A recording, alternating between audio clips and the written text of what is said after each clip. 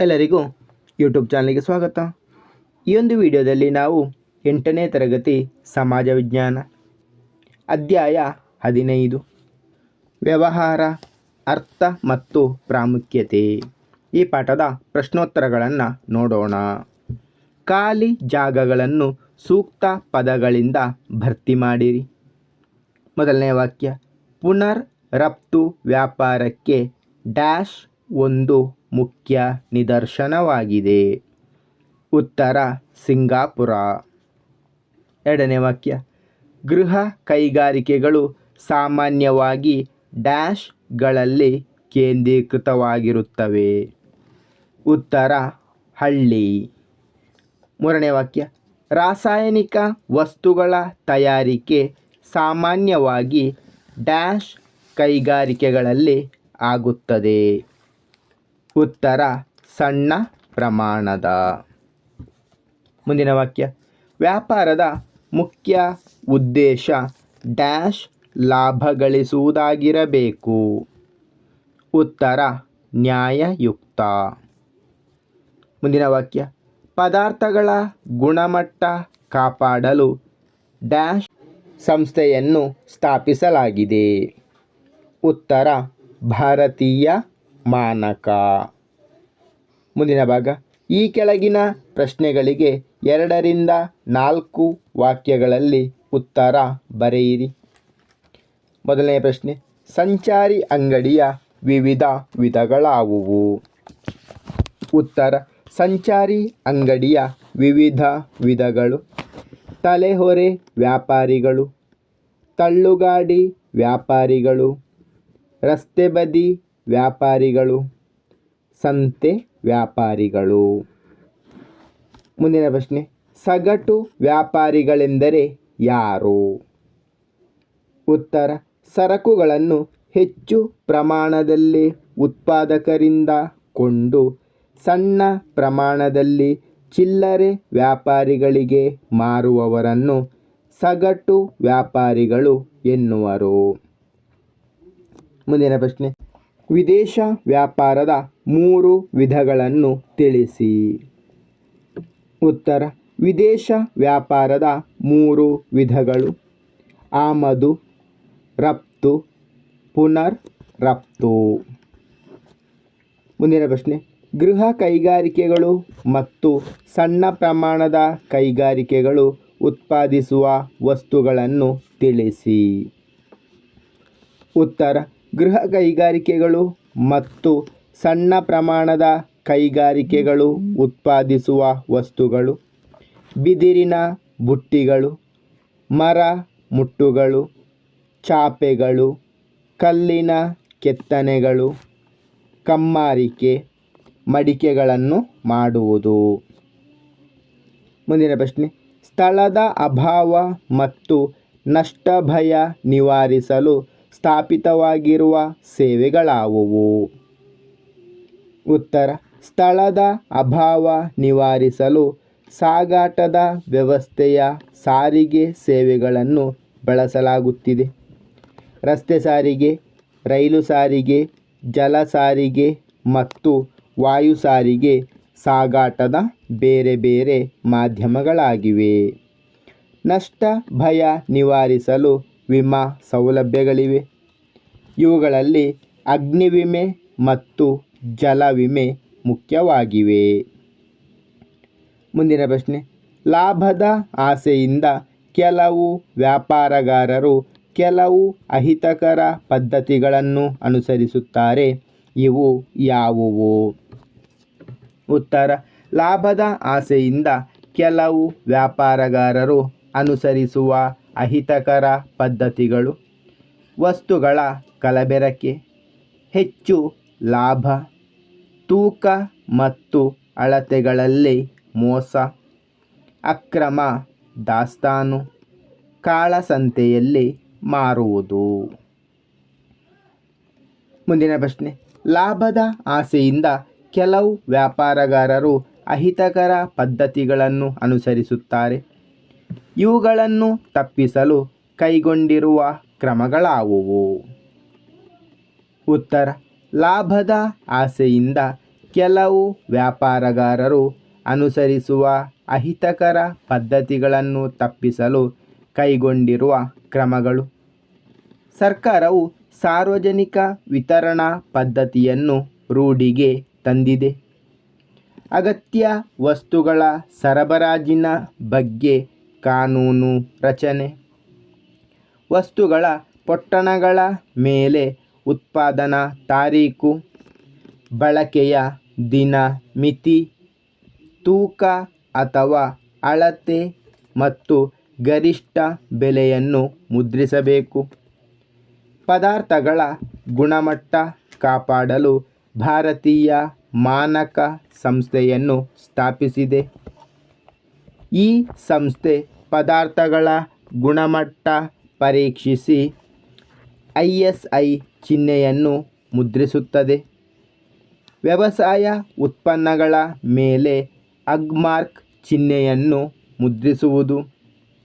ಗ್ರಾಹಕರ ಸಹಕಾರಿ ಸಂಘ, ಜನತಾ ಬಜಾರುಗಳ ಸ್ಥಾಪನೆ.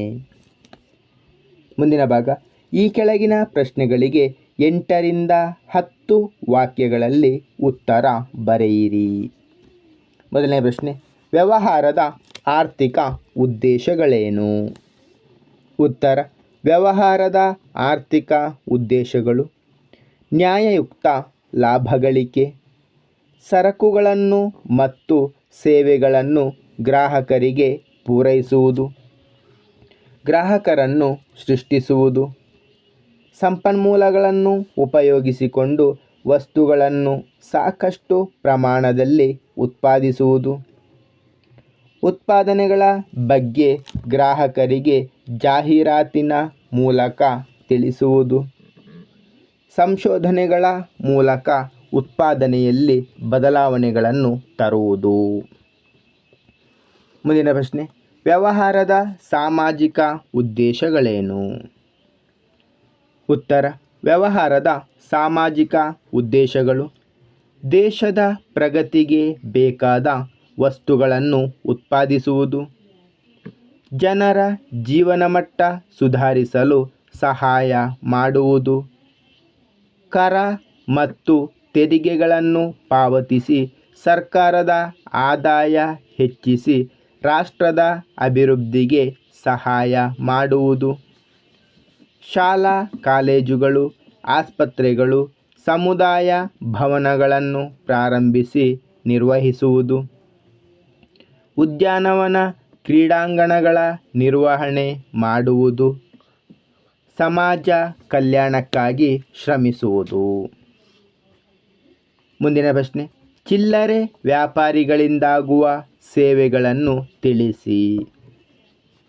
ಉತ್ತರ, ಚಿಲ್ಲರೆ ವ್ಯಾಪಾರಿಗಳಿಂದಾಗುವ ಸೇವೆಗಳು ವಸ್ತುಗಳನ್ನು ಗ್ರಾಹಕರಿಗೆ ಪೂರೈಸುವುದು, ಸಗಟು ವ್ಯಾಪಾರಿಗಳಿಂದ ವಸ್ತುಗಳನ್ನು ಕೊಂಡು ಗ್ರಾಹಕರಿಗೆ ಒದಗಿಸುತ್ತಾರೆ, ವ್ಯಾಪಾರ ನಷ್ಟಗಳನ್ನು ತಾವೇ ಭರಿಸುತ್ತಾರೆ, ವಸ್ತುಗಳನ್ನು ವಿಂಗಡಿಸಿ ಗ್ರಾಹಕರ ಇಷ್ಟದಂತೆ ಅವರಿಗೆ ಒದಗಿಸುತ್ತಾರೆ, ಗ್ರಾಹಕರಿಗೆ ಸಾಲ ಸೌಲಭ್ಯಗಳನ್ನು ಕೊಡುವುದು, ಮಾರುಕಟ್ಟೆಗೆ ಹೊಸದಾಗಿ ಬಂದ ವಸ್ತುಗಳ ಮಾಹಿತಿ ನೀಡುವುದು, ಒಂದು ನಿರ್ದಿಷ್ಟ ವಸ್ತು ದೊರೆಯದಿದ್ದಲ್ಲಿ ಪರ್ಯಾಯ ವಸ್ತುಗಳ ಬಗ್ಗೆ ತಿಳಿಸುತ್ತಾರೆ.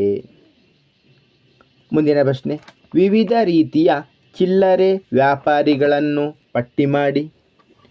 ಪ್ರತಿಯೊಂದಕ್ಕೂ 1-2 ವಾಕ್ಯಗಳಲ್ಲಿ ಉತ್ತರ ಬರೆಯಿರಿ. ಉತ್ತರ, ವಿವಿಧ ರೀತಿಯ ಚಿಲ್ಲರೆ ವ್ಯಾಪಾರಿಗಳು ಕಾಯಂ ಅಂಗಡಿಗಳು. ಇವರು ಒಂದು ನಿರ್ದಿಷ್ಟ ಜಾಗದಲ್ಲಿ ಅಂಗಡಿಗಳನ್ನು ತೆರೆದು ವಸ್ತುಗಳನ್ನು ಮಾರುತ್ತಾರೆ. ಸಂಚಾರಿ ವ್ಯಾಪಾರಿಗಳು. ಇವರು ಒಂದು ನಿರ್ದಿಷ್ಟ ಜಾಗದಲ್ಲಿ ವ್ಯಾಪಾರ ಮಾಡುವುದಿಲ್ಲ, ಬೇರೆ ಬೇರೆ ಸ್ಥಳಗಳಲ್ಲಿ ವ್ಯಾಪಾರ ಮಾಡುತ್ತಾರೆ. ತಲೆಹೊರೆ ವ್ಯಾಪಾರಿಗಳು. ಇವರು ಸರಕುಗಳನ್ನು ತಲೆಯ ಮೇಲೆ ಹೊತ್ತು ಬೀದಿ ಬೀದಿಗಳಲ್ಲಿ ಸುತ್ತಿ ಮನೆಯ ಬಾಗಿಲುಗಳಿಗೆ ಬಂದು ಸರಕುಗಳನ್ನು ಮಾರುತ್ತಾರೆ. ತಳ್ಳುಗಾಡಿ ವ್ಯಾಪಾರಿಗಳು. ಇವರು ಅನೇಕ ಸರಕುಗಳನ್ನು ತಳ್ಳುಗಾಡಿಗಳಲ್ಲಿ ತುಂಬಿ ಬೀದಿಗಳಲ್ಲಿ ಸುತ್ತಿ ಮನೆ ಬಾಗಿಲುಗಳಿಗೆ ಬಂದು ಸರಕನ್ನು ಮಾರುತ್ತಾರೆ. ರಸ್ತೆ ಬದಿ ವ್ಯಾಪಾರಿಗಳು. ಇವರು ಹೆಚ್ಚು ಜನಜಂಗುಳಿ ಇರುವ ಬೀದಿಗಳ ಮೂಲೆಯಲ್ಲಿ ಅಥವಾ ರಸ್ತೆ ಬದಿಗಳಲ್ಲಿ ತಮ್ಮ ಸರಕುಗಳನ್ನು ಹರಡಿಕೊಂಡು ವ್ಯಾಪಾರ ಮಾಡುತ್ತಾರೆ. ಸಂತೆ ವ್ಯಾಪಾರಿಗಳು. ತಮ್ಮ ವಸ್ತುಗಳನ್ನು ಸಂತೆಗಳಿಗೆ ಕೊಂಡೊಯ್ದು ಅಲ್ಲಿಗೆ ಬರುವ ಸುತ್ತಮುತ್ತಲಿನ ಗ್ರಾಮಗಳ ಜನರಿಗೆ ಮಾರುತ್ತಾರೆ. ಮುಂದಿನ ಪ್ರಶ್ನೆ, ಉದ್ಯಮಗಳು ಅಥವಾ ಕೈಗಾರಿಕೆಗಳ ಎರಡು ವಿಧಗಳನ್ನು ಸ್ಥೂಲವಾಗಿ ಪರಿಚಯಿಸಿ. ಉತ್ತರ: ಉದ್ಯಮಗಳು ಅಥವಾ ಕೈಗಾರಿಕೆಗಳ ಎರಡು ವಿಧಗಳು. ಪ್ರಾಥಮಿಕ ಉದ್ಯಮಗಳು. ಈ ಉದ್ಯಮಗಳು ನಿಸರ್ಗದ ನೆರವಿನಿಂದ ವಸ್ತುಗಳನ್ನು ಉತ್ಪಾದಿಸುತ್ತವೆ. ಉದಾಹರಣೆಗೆ ಕೃಷಿ, ಮೀನುಗಾರಿಕೆ, ಗಣಿಗಾರಿಕೆ ಇತ್ಯಾದಿ. ಇದರ ವಿಧಗಳು: ತಳಿ ವೈಜ್ಞಾನಿಕ ಉದ್ಯಮಗಳು. ಈ ಉದ್ಯಮ ಕೆಲವು ವಿಧದ ಧಾನ್ಯಗಳು, ಸಸ್ಯಗಳು ಹಾಗೂ ಪ್ರಾಣಿಗಳ ಪುನರ್ ಉತ್ಪಾದನೆಯಲ್ಲಿ ತೊಡಗಿರುತ್ತವೆ. ಗಣಿ ಉದ್ಯಮಗಳು. ಈ ಉದ್ಯಮವು ಭೂಮಿಯ ತಳದಿಂದ ವಿವಿಧ ರೂಪದ ಕಚ್ಚಾ ವಸ್ತುಗಳನ್ನು ಹೊರತೆಗೆಯುವುದರಲ್ಲಿ ನಿರತವಾಗಿರುತ್ತದೆ. ಎರಡನೆಯದು ದ್ವಿತೀಯ ಉದ್ಯಮಗಳು. ಉದ್ಯಮಗಳು ಶ್ರಮ ಪ್ರಧಾನವಾಗಿ ಮಾನವನ ಪಾತ್ರ ಮುಖ್ಯವಾಗಿರುತ್ತದೆ. ಇದರ ವಿಧಗಳು: ಉತ್ಪಾದನಾ ಉದ್ಯಮಗಳು. ಈ ಉದ್ಯಮಗಳು ಕಚ್ಚಾ ಪದಾರ್ಥಗಳನ್ನು ಅಥವಾ ತಯಾರಿಸಿದ ವಸ್ತುಗಳನ್ನು ಅಂತಿಮ ಉತ್ಪನ್ನವಾಗಿ ಪರಿವರ್ತಿಸುತ್ತದೆ. ನಿರ್ಮಾಣ ಉದ್ಯಮಗಳು. ಈ ಉದ್ಯಮಗಳು ರಸ್ತೆ, ಕಾಲುವೆ, ಸೇತುವೆ ಮುಂತಾದ ಮೂಲ ಸೌಕರ್ಯಗಳನ್ನು ನಿರ್ಮಿಸಲು ಶ್ರಮಿಸುತ್ತವೆ. ಮುಂದಿನ ಪ್ರಶ್ನೆ, ಒಂದು ದೇಶಕ್ಕೆ ವಿದೇಶಿ ವ್ಯಾಪಾರದ ಅವಶ್ಯಕತೆಯನ್ನು ಕುರಿತು ವಿವರಿಸಿ.